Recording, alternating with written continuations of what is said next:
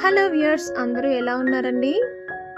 ఈరోజు మన రెసిపీ వచ్చేసి మిగిలిన అన్నంతో కరకరలాడే పునుగులు ఏ విధంగా చేసుకోవాలో నేను చూపించబోతున్నాను. ఎక్కడ స్కిప్ చేయకుండా వీడియో మొత్తం చూసేయండి. మన ఇంట్లో మిగిలిపోయిన అన్నంతోటే ఈ పునుగులు చేస్తున్నాను. చాలా అంటే చాలా టేస్టీగా ఉంటాయి, చాలా క్రిస్పీగా కూడా ఉంటాయండి. ఎప్పుడన్నా ఇలా మిగిలిపోయినప్పుడు ఈ విధంగా చేసుకొని తినేసేయండి. దీనికోసం 1 కప్ మిగిలిన అన్నం తీసుకున్నాను. దీన్ని ఇలా గ్రైండ్ చేసుకోవాలి. లైట్గా వాటర్ వేసి గ్రైండ్ చేసుకున్నారంటే ఈ విధంగా వస్తుంది.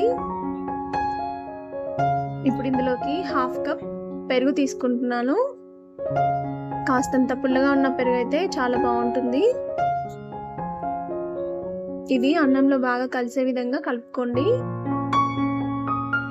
ఇప్పుడు ఇందులోకి మనం 1/4 కప్పు బియ్యం పిండి వేసుకోవాలి. బియ్యం పిండి అనేది క్రిస్పీనెస్ ని ఇస్తుందండి. బియ్యం పిండి కూడా వేసేసుకొని కలుపుకోవాలి మరొకసారి. ఇప్పుడు ఇందులోకి మరొక 1/4 కప్పు వీట్ ఫ్లోర్ తీసుకుంటున్నానండి, గోధుమ పిండి బైండింగ్ కోసమని. ఈ పునుగులు అనేవి విరిగిపోకుండా ఉంటాయి. అలాగే సాల్ట్ తీసుకోండి, కాస్తంత సోడా సాల్ట్ కూడా వేయండి. ఇవన్నీ వేసేసుకొని మనం బోండా పిండి ఏ విధంగా కలుపుకుంటామో ఆ కన్సిస్టెన్సీలో వచ్చేలాగా కలుపుకోండి. తర్వాత ఆయిల్లోకి ఇలా చిట్టి చిట్టి పునుగుల్లాగా వేసుకొని బ్రౌన్ కలర్ వచ్చేంత వరకు వేయించుకోండి, సరిపోతుంది. చాలా అంటే చాలా బాగుంటాయండి టేస్ట్. మనం నార్మల్గా చేసే బోండా కంటే కూడా, పునుగుల కంటే కూడా ఇవి టేస్ట్ చాలా బాగుంటాయి. మీ ఇంట్లో మిగిలిపోతే కనుక ఇది కంపల్సరీ ట్రై చేయండి. ఎప్పుడు ఇలాగే చేస్తారు, అంత బాగుంటాయి అన్నమాట టేస్ట్. మా పిల్లలకైతే చాలా బాగా నచ్చాయండి.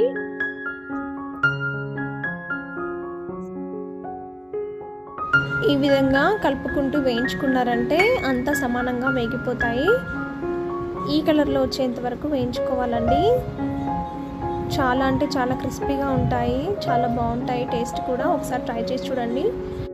ఇలా చేసుకున్న వాటిని మనం పేపర్లోకి కానీ టిష్యూ పేపర్లోకి కానీ తీసుకున్నట్లయితే ఆయిల్ అంతా అబ్జర్వ్ చేసుకుంటుంది.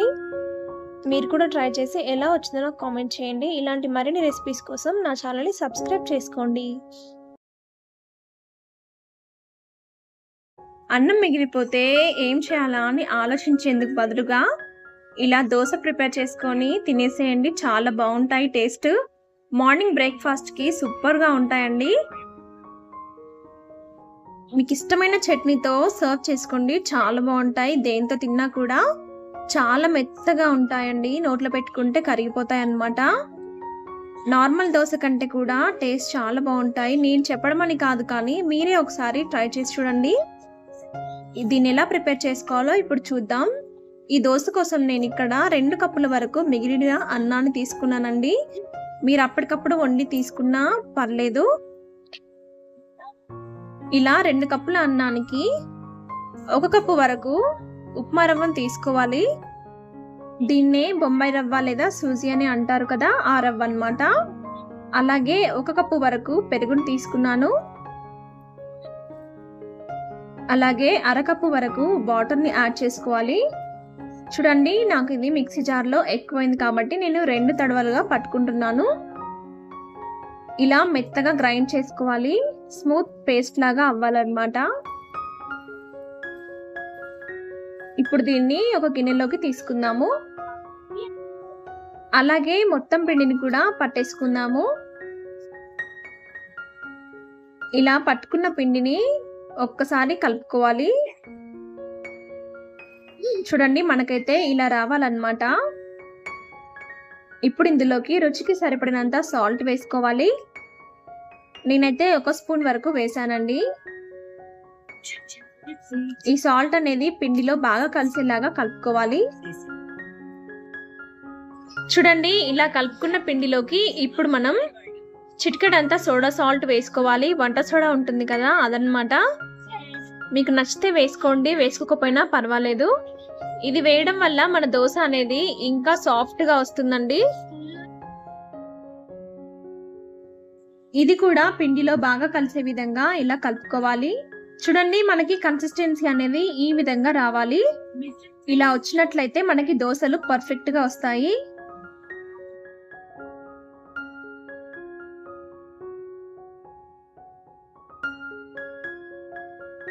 ఇప్పుడు స్టవ్ మీద దోశ ప్యాన్ పెట్టుకొని ఇలా ఆయిల్ని స్ప్రెడ్ చేసుకోండి. ఆయిల్ని స్ప్రెడ్ చేసుకున్న వెంటనే దీని మీద లైట్గా వాటర్ చల్లుకోండి. ఇలా చల్లుకోవడం వల్ల మనకి దోశ అనేది చాలా బాగా వస్తుంది. చూడండి, ఇప్పుడు ఒక గరిటె తీసుకొని దోశని ఇలా స్ప్రెడ్ చేసుకోండి. చాలా పర్ఫెక్ట్ గా వస్తాయండి ఈ దోశలు.